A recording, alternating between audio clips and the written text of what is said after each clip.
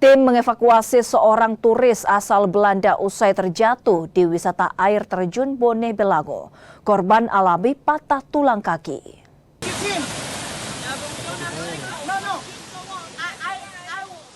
Proses evakuasi turis asal Belanda ini dilakukan tim SAR gabungan Gorontalo.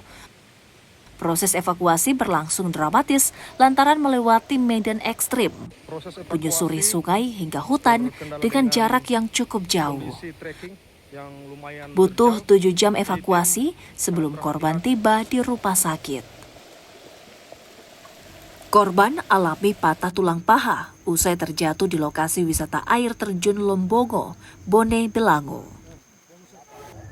Pada saat pelaksanaan evakuasi, memakan waktu cukup lama karena keadaan di medan sebenarnya cukup sulit dan korban mengalami patah tulang dan harus berhati-hati untuk melaksanakan evakuasi.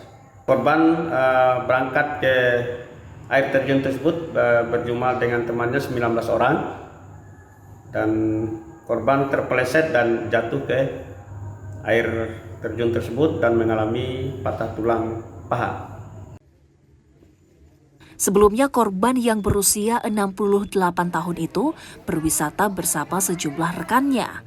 Namun naas, korban justru terpeleset dan terjatuh.